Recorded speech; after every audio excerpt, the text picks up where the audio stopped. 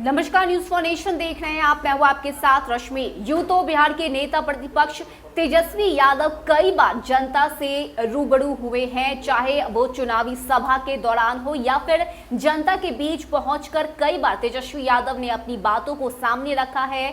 सत्ता पक्ष के लोगों पर कई बार तेजस्वी यादव की तरफ से अलग अलग तरीके से हमले भी किए गए हैं, लेकिन इस वक्त एक लेटर जारी किया है तेजस्वी यादव ने, जिसमें उन्होंने अपनी दिल की बातें बिहार की जनता के सामने खोल कर रख दी है। जहां ये लेटर छोटा नहीं है बल्कि बहुत ही लंबा लेटर है ये, जिसकी एक एक पंक्ति हम आपको पढ़कर सुनाएंगे और ये बताएंगे कि आखिर क्या कुछ लिखा गया है तेजस्वी यादव की तरफ से। सबसे पहले अगर हम बात करें तो इस लेटर को जारी करते हुए तेजस्वी यादव ने सबसे ऊपर पंक्ति में यही लिखा है कि दिल की बात। इसके बाद उन्होंने बताया है कि साथियों, आए दिन यह पढ़कर दुख और हैरानी होती है कि लगातार 17 वर्षों से नीतीश भाजपा सरकार होने के बावजूद NITI Aayog, NHRM, NHM, CMIE, NCRB, CAG एवं अन्य मानक संस्थानों की रिपोर्ट्स तथा सूचकांकों में बेरोजगारी, गरीबी, पलायन, भ्रष्टाचार, शिक्षा, स्वास्थ्य,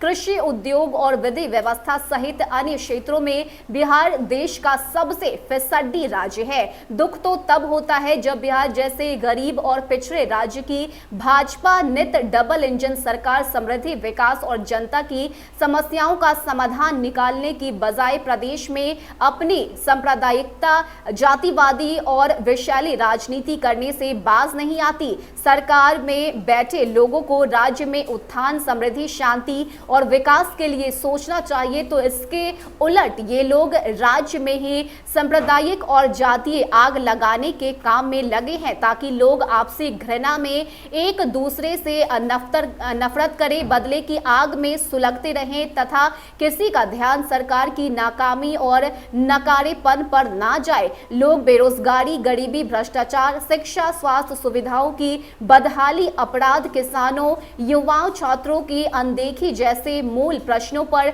सवाल नहीं पूछे और ये सत्तारूढ़ दल समाज में अपने ही द्वारा लगाई गई आग में अपनी सियासी रोटी सेकते रहें। 17 वर्षों से शासन कर रहे एनडीए के दल कभी अपना भला नहीं सोचेंगे। इस बात को भली भांति समझकर यह बिहार वासियों को ही स्वयं अपना भला बुरा सोचना होगा। हमारे बिहार के लाखों युवा दूसरे प्रदेशों में नौकरी कर अपना जीवन यापन कर रहे हैं, आखिर वो अपने प्रदेश में ऐसा क्यों नहीं कर सकते? हम बिहारी किसी क्षेत्र में किसी से भी कमतर नहीं है। बिहार के बाहर जब दूसरे राज्यों में जाता हूं तो हर क्षेत्र में जमीन आसमान का अंतर दिखाई देता है।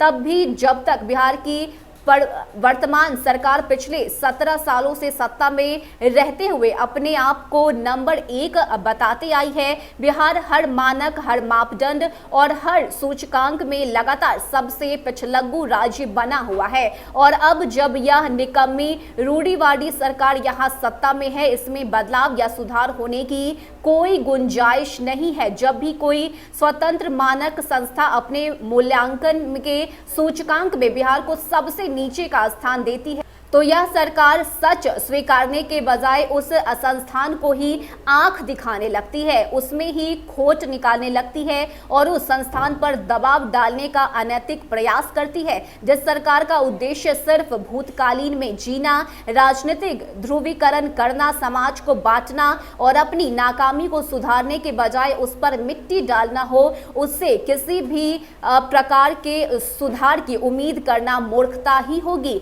बिहार के युवा अपने हक अधिकार के लिए सरकार से निरंतर सवाल कर रहे हैं, करते रहेंगे, लड़ते रहेंगे, क्योंकि सरकार ने बिहार की 2 पीढ़ियों के वर्तमान एवं भविष्य को बर्बाद किया है। बिहार की जनता जान चुकी है कि यह सरकार सिर्फ और सिर्फ सफेद झूठ की खेती कर लोगों को मूर्ख बनाती है। हम युवाओं के असहयोग से युवाओं के भविष्य के लिए बिहार के व्याप्त भ्रष्टाचार, गरीबी, पलायन, अशिक्षा और बेरोजगारी के घने अंधेरे को हटा कर ही रहेंगे। जय बिहार, जय भारत, आपका अपना तेजस्वी।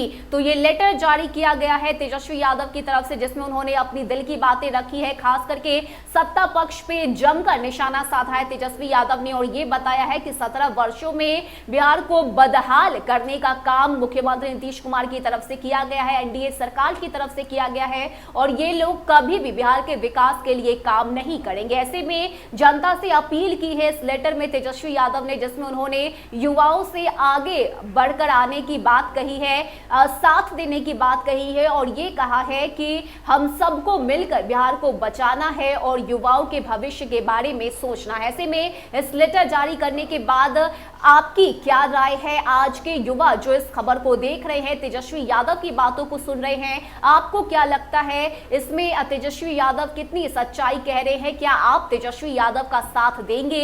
ये तमाम बातें आप हमें कमेंट सेक्शन में जरूर बताइएगा। फिलहाल इतना ही, ज्यादा अपडेट के लिए आप बने रहिए न्यूज़ फॉर नेशन के साथ। नमस्कार।